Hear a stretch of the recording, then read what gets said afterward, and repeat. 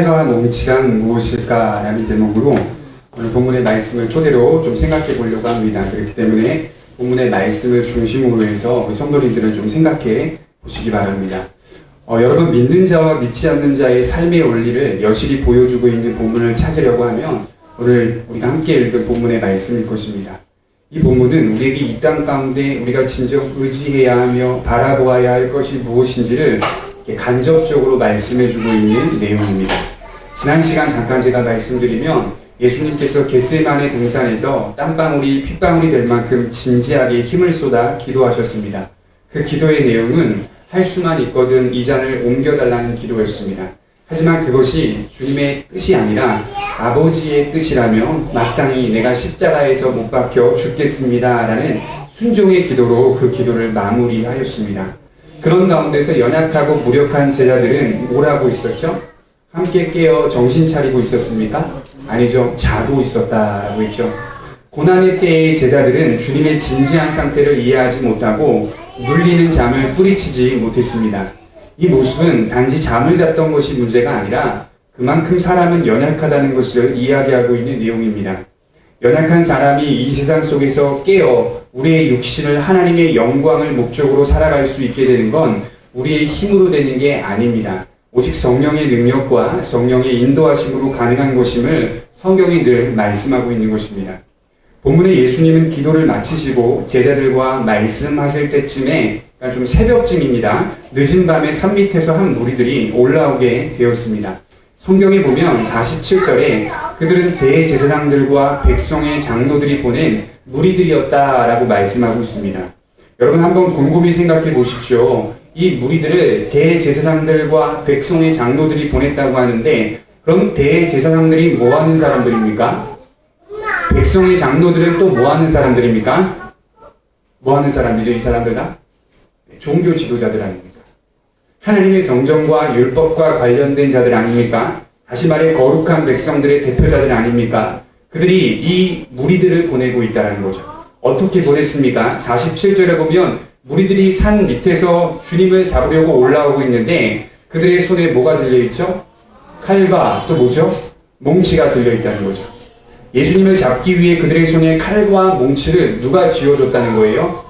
대제사장들과 백성의 장로들이 쥐어줬다는 거 아닙니까?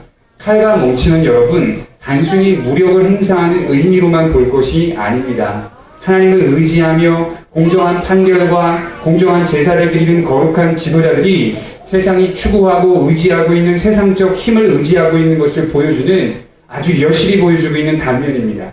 칼과 몽치는 세상적인 힘을 의미하는 상징적인 모습으로 우리는 이해할 필요가 있습니다. 겉으로는 여호와를 섬기고 의지한다는 그들도 세상과 다를 바 없이 세상적인 힘을 의지하고 있습니다. 흔히 세상이 추구하는 사상을 의지한다라는 것이죠.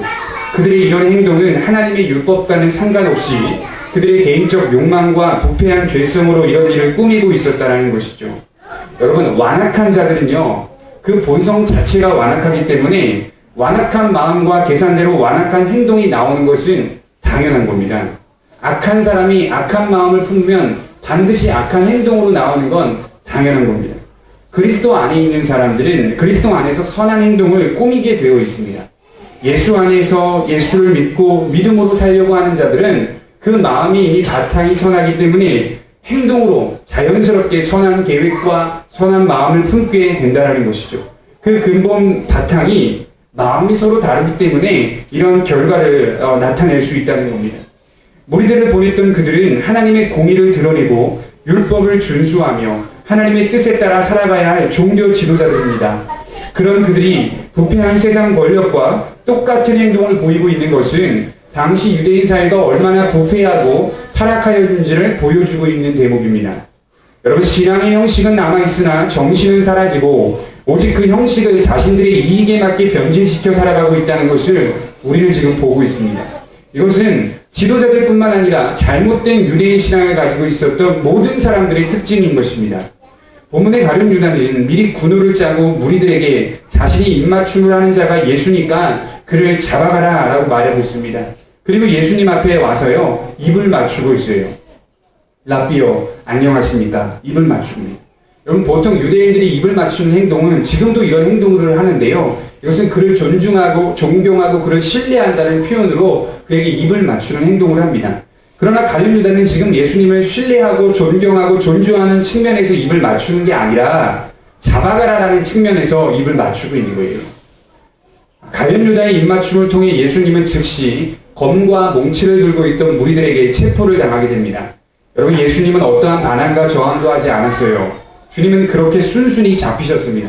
이걸 이사야서에서 뭐라고 말하냐면 예수님은 도살장에 끌려가는 어린 양처럼 잠잠히 잡히셨다라고 말합니다. 예수님은 저지하지 않으셨습니다. 예수님은 저항한 적도 없습니다. 심지어 예수님은 이렇게까지 말씀하셨어요. 50절을 한번 보겠습니다. 예수께서 이르시되 50절입니다. 친구여, 내가 무엇을 하려고 왔는지 행하라 하신대 이에 그들이 나와 예수께 손을 대어 잡는지라. 자기를 잡으러 온 사람들에게 친구라는 표현을 쓰고 있어요. 친구여, 내가 무엇을 하려고 행하려고 이곳에 왔느냐? 빨리 행하라 라고 말하면서 즉시 예수님이 자신의 몸을 순순히 잡히도록 내어줍니다. 문제는 여러분 제자들에게 있었습니다. 오늘 말씀의 핵심은 바로 제자들이에요. 제자 중 한 제자가 칼을 빼어서 예수님의 체포를 저지하기 시작합니다. 다른 복음서에 보면 이 제자가 누구였다고요? 바로 열정이 많은 베드로였어요. 베드로. 항상 예수님 따라다니면서 내가 주님과 함께 죽겠습니다. 주님 절대 잡혀갈 수 없습니다. 내가 주님이 가시는 감옥까지 들어가겠습니다. 항상 마음과 힘과 뜻을 다하여 예수님을 믿으려고 했던 사람이었어요. 그 제자 베드로가 그 몸 안에 칼을 품고 있었던 것 같아요. 칼을 빼어가지고요. 대제사장이 보낸 말고의 종을 치기 시작합니다. 그가 이렇게 칼을 빼어 휘두르자 그 대제사장이 보낸 말고라는 사람의 귀가 잘려나가기 시작했어요. 이 모습을 보시던 예수님은 베드로에게 당장에 이렇게 말씀하셨어요. 52절을 보겠습니다. 52절을 보세요. 이에 예수께서 이르시되 내 칼을 도로 칼집에 꽂으라. 칼을 가지는 자는 어떻게 한다고요? 다 어떻게 된다는 거예요? 칼로 망하느니라. 이게 본문의 핵심이에요. 예수님은 칼을 휘두르는 사람한테 칼을 넣으라라고 하고 있어요. 칼을 칼집에 넣으라. 왜 넣으라는 거예요, 칼을? 칼 가지면 어떻게 된다는 거예요? 망한다. 칼 가지면, 칼 휘두르면 망하니까 칼을 칼집에 넣으라 라고 말씀하고 있습니다. 여러분, 이게 무슨 뜻입니까?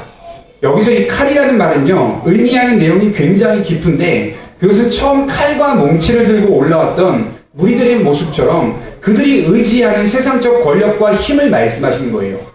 너네 칼 휘두르면 안 돼. 이게 뭐라고요?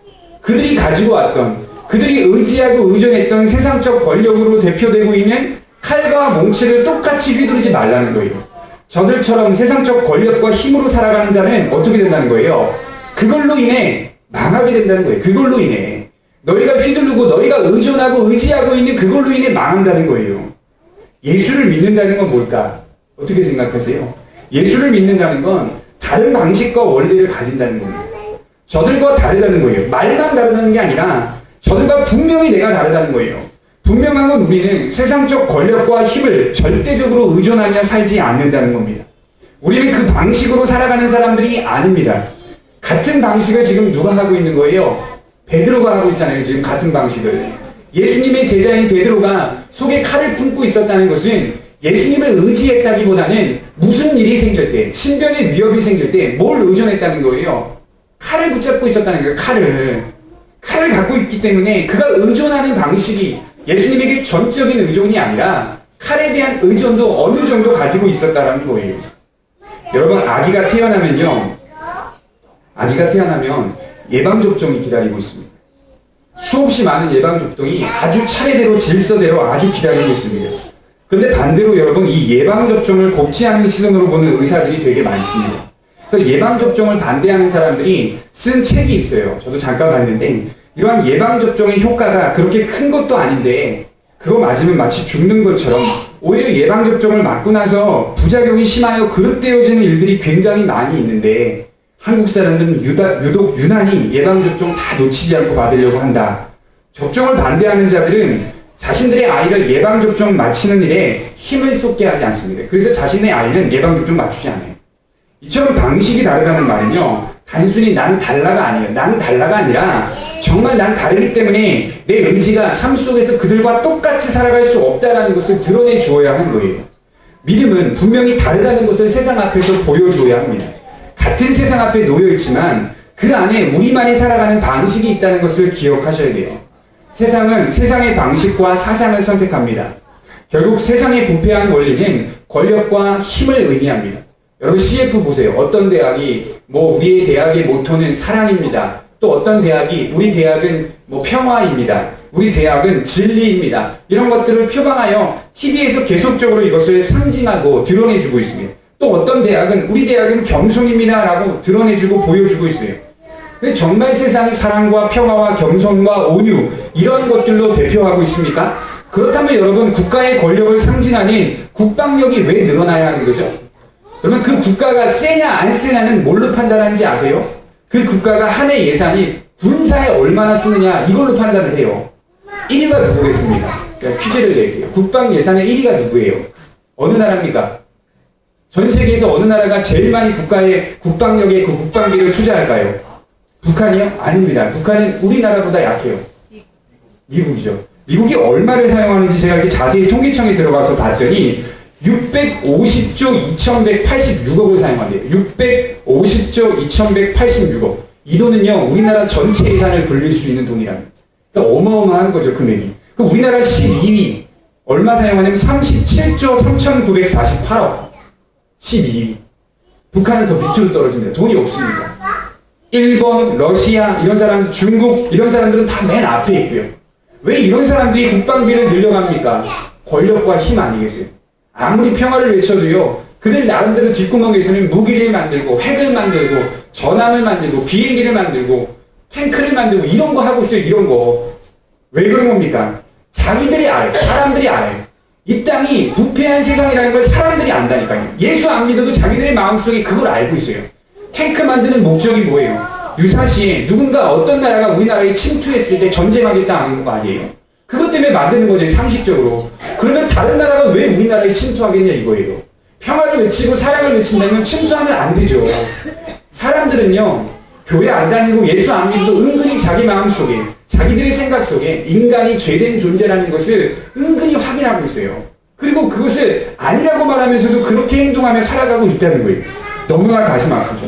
세상 속 사람들이 의지하고자 하는 게 뭡니까? 세상의 권력과 힘 아닙니까? 평화를 겉으로는 외치지만 여전히 군사력을 증가하여 세상의 우뚝, 세상의 높은 곳에 서서 세상을 지배하려고 하고 있는 것입니다.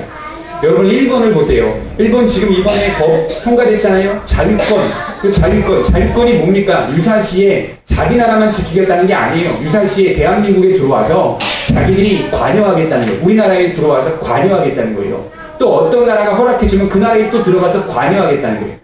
일본이 왜 이렇게 국방력을 늘리고 군사력을 늘리고 있습니까? 뭐라고 하는지 아세요? 세계 평화를 위해 자기들이 그렇게 하고 있다는 거예요. 겉으로는 세계 평화이지만 정말 그게 세계 평화일까요? 아니잖아요. 우리 다 알고 있잖아요. 그런 거 아니라고. 세상 사람들은 시간이 가면 갈수록 계속해서 칼을 뽑습니다. 칼을 뽑아요. 칼을 집어넣을 생각 안 하고요. 칼을 뽑고 있습니다. 예수님은 지금 그런 세상적인 힘과 능력으로 예수님을 따라가서는 안 된다라고 말하고 있는 겁니다.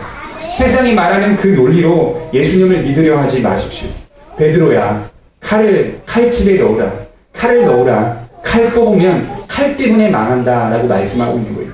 우리 호세아서 1장 7절을 찾아보겠습니다.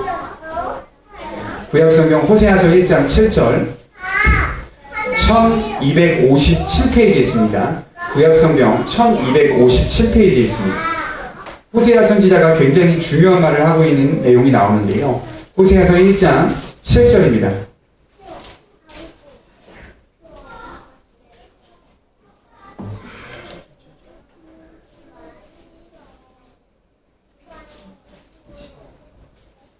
호세아서 1장 7절 구약성경 1257페이지에 있습니다.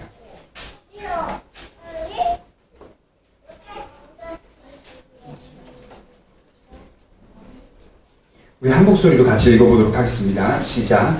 그러나 내가 유다 족속을 긍휼히 여겨 그들의 하나님 여호와로 구원하겠고 활과 칼이나 전쟁이나 말과 마병으로 구원하지 아니하리라 하시니라. 세상적 권력과 힘으로 구원하지 않겠다는 거예요. 하나님의 사람, 적어도 너희들이 하나님의 백성이라면 내가 너희들을 어떻게 구원하는지 너희들의 인생 속에서 한번 확인해봐라 이 얘기예요. 활과 칼과 마병과 창과 말로 구원하지 않는다. 나는 너희들에게 그렇게 다가온 사람이 아니다라는 거예요. 너희를 구원하는 나의 어떤 작정은 긍휼하심으로 너희들을 구원하겠다는 거예요. 하나님의 사랑과 하나님의 인도하심으로 구원합니다. 우리 시편 20장 7절을 또 찾아보겠습니다. 시편 20장 7절입니다.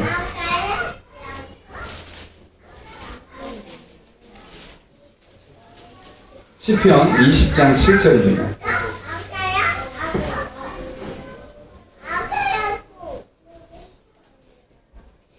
시편 20장 7절입니다. 같이 또 한번 읽어보겠습니다. 시작. 어떤 사람은 병거, 어떤 사람은 말을 의지하나 우리는 여호와 우리 하나님의 이름을 자랑하리로다. 너무 멋진 말씀이죠. 어떻게 믿음의 사람들을 세상 가운데 구원하시겠다고 하셨습니까? 어떻게 믿음의 사람들이 세상 속에서 살아가야 한다고 하셨습니까?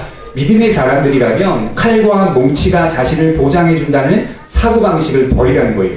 하나님은 그걸로 우리를 구원하지 않습니다. 오직 우리는 하나님을 의지하고 그의 말씀을 따라 사는 것으로 구원을 이루어가는 겁니다.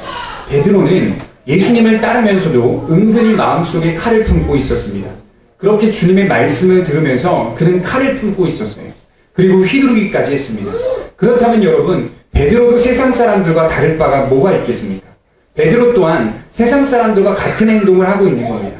믿음의 방식은 다시 한번 말씀드리지만 다른 겁니다. 우리는 사람을 의지하거나 사람의 능력과 힘을 의지하거나 다른 이들을 위해서 그 위에서 짓밟고 복종시키는 그러한 원리를 받아들이지 않습니다. 오히려 우리는 겸손히 그들을 사랑하고 그들을 위하여 기도하며 용서하여 죄인된 인간이 복음으로 들어오게 만드는 것입니다. 우리도 모르게 종종 우리 또한 세상의 힘과 능력을 의지하고 세상 방식대로 살아가려 할 때가 있습니다. 분명 믿음의 원리는 다른데 우리도 모르게 하나님을 의지하기보다는 세상 안에서 위안을 받으려 할 때가 많습니다. 힘을 가지려 하고 능력을 가지려고 부단히 애를 쓸 때가 많습니다. 예수님은 그러지 않았어요. 예수님은 세상의 원리대로 살지 않았고 세상의 힘과 능력을 가지려 하지 않았습니다. 사단은 예수님에게 광야에서 시험을 걸었죠. 그 시험이 무슨 내용일까요? 세 번째, 천하만국을 보여주며 절하면 뭘 주겠다는 거예요? 모든 권세를 주겠다. 모든 것을 주겠다. 너의 지배 아래 있게 하겠다라고 말하면서 나에게 단 한 번만 절해라 라고 말씀을 하고 있다는 것이죠. 그런 주님의 길을 가는 사람이 바로 믿는 자입니다. 믿음은 예수님을 닮아가는 것입니다, 여러분. 믿음은 세상이 아닌 하나님을 의지하는 것입니다. 엄청나게 많은 상처를 입은 군인이 전쟁에서 돌아왔습니다. 그 모습이 거지 같다고 말하는 사람이 있습니다. 흙투성이고 얼굴 상처받은 그 모습을 거지 같으니 저리 가라고 말하는 사람이 있습니다. 아니죠. 오히려 명예롭다고 칭찬하고 존경할 것입니다. 저는 지친 군인의 모습을 보면서 세상 속에 있는 신자들의 모습이 저 모습과 같아야 한다라고 생각합니다. 명예롭게 믿음의 길을 걸어가셨으면 좋겠어요.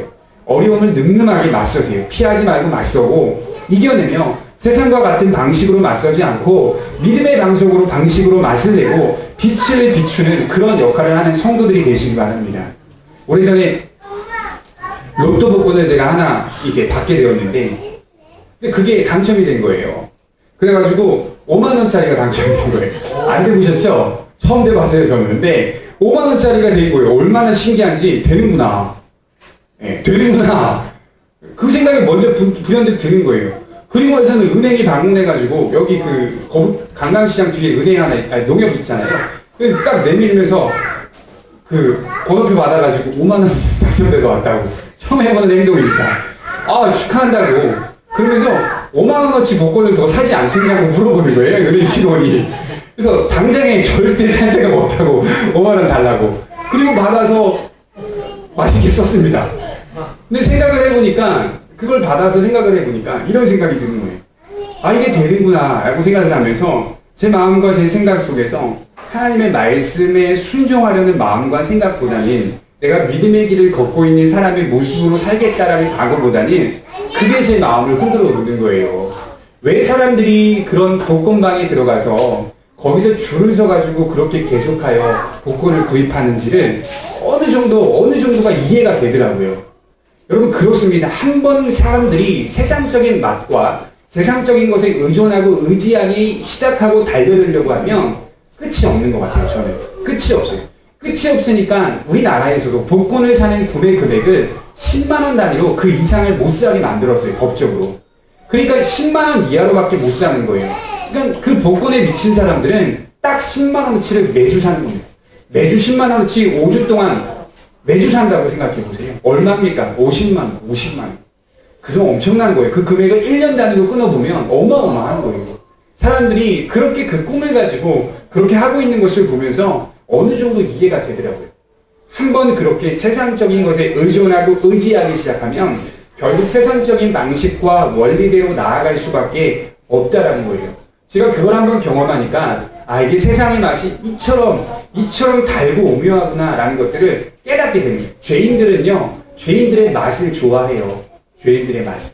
그래서 여러분 아시죠? 나쁜 것들, 몸에 나쁜 것들은 다 어떻다고요? 맛있어요. 이건 다 진리예요. 몸에 나쁜 거는 우리 백종원 씨라는 분이 뭘 많이 넣죠? 몸에 나쁜 건 맛있는 거예요. 무조건 맛있는 거예요. 커피숍도 잘 되고 음식점도 잘 되고 몸에 좋은 건 다 어떻습니까? 쓰잖아요. 그리고 맛도 싱숭맹숭하고 그렇죠? 이런 건 다 몸에 좋은 거예요. 하나님의 말씀이 부패한 인간들에게 들어오면 처음에는요 그냥 싱숭맹숭하고 맛도 없는 것 같고 지루하고 심심합니다. 그러나 인생을 살아보면 그게 설탕인 거예요. 그게 이게 맞구나. 인생을 조금씩 살아보면 하나님이요 너무 지혜로운 분이라는 게 제가 더 깨닫는 거는 우리가 하도 못 믿으니까 우리가 하도 우리 안에 의심이 많고 회의감이 많으니까 네가 인생 속에서 말씀을 비추어서 한번 증명하고 확인해봐라 라는 것들을 보여주세요. 하나님. 그러니까 한 사람이 믿음을 갖고 인생을 살아가면서 하나님의 말씀이 맞구나라는 것들을 스스로가 확인하면서 걷게 되는 거예요. 그냥 이 시간 말씀을 듣는 무슨 독서하듯이 듣는 시간이 아니라 말씀을 듣고 한 주간 또 살아가다 보면 그 말씀이 맞다라는 것들을 확인하게 된다니까요. 그래서 우리가 하나님의 말씀이 달고 오묘하다라는 것들을 그때 비로소 깨닫게 된다는 거예요. 제가 어떤 책에 보니까 이런 글이 있어요. 잘 들어보세요.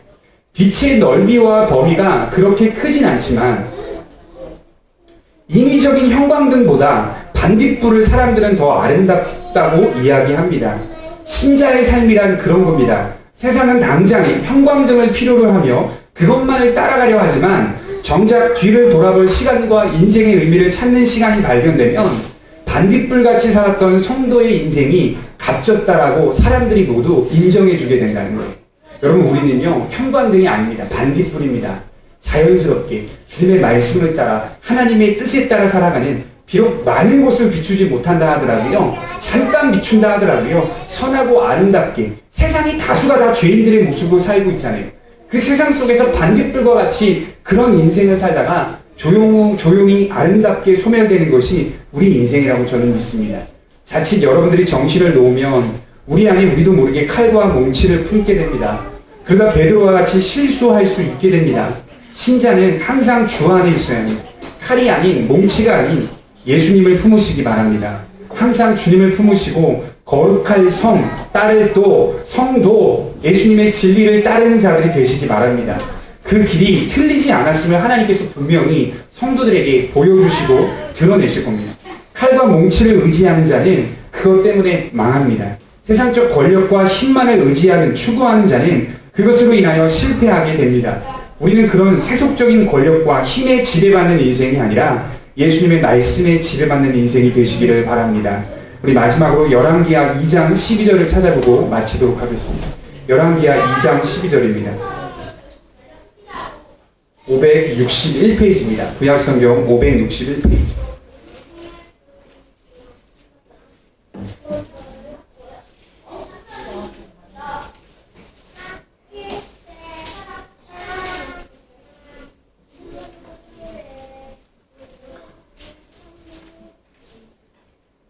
열왕기하 2장 12절, 열왕기하입니다. 2장 12절. 같이 크게 한 목소리로 읽어보도록 하겠습니다. 시작. 엘리사가 보고 소리 지르되 내 아버지여 내 아버지여 이스라엘의 병고와 그 마병이여 하더니 다시 보이지 아니하는지라. 이에 엘리사가 자기의 옷을 잡아 둘로 찢고, 엘리사가 여러분 엘리야를 바라보면서 한 말이에요. 그 고백이에요. 뭐라고 고백합니까? 내 아버지요 내 아버지요 이스라엘의 병고와 마병이요. 한 사람을 바라보며 부른 호칭이 이렇게 많아요. 근데 그 사람이 어떻다는 거예요? 내 아버지이고 이스라엘의 병거고 이스라엘의 마병이라는 거예요. 세상 사람들은 믿음의 사람들을 바라보며 약한 자들이다라고 조롱하고 비난하지만 하나님의 사람들이 하나님의 눈으로 바라보면 마병이고요. 그게 병거입니다. 그게 강력한 무기이고 그게 강력한 대군입니다. 여러분들을 바라보며 믿지 않는 자녀들이, 믿지 않는 남편들이, 믿지 않는 일가 친척들이 한낱 조롱하고 가볍게 여기고 멸시하고 무시할 수 있으나 그렇게 한번 인생을 살아보세요. 그리고 나서 후에 그들이 여러분들을 어떻게 평가하는지를 그때 보세요. 그때 되면 믿지 않는 그들이 여러분들을 바라보며 내 아버지요, 병고와 나병이요 이렇게 말합니다. 너가 진짜였구나. 당신이 정말 큰 무기를 갖고 있었구나라는 것들을 그들이 인정하게 되는 거예요. 엘리야가 어떤 사람입니까? 간단하게 하나님을 의지하는 사람이었어요. 그런 그에게 이스라엘의 병고와 나병이라고 말하고 있습니다. 세상이 보기에 약자일 수 있으나 하나님께서 보시기에는 누구보다도 강력한 마병과 병거를 가진 사람임을 믿으시기 바랍니다. 기도하도록 하겠습니다.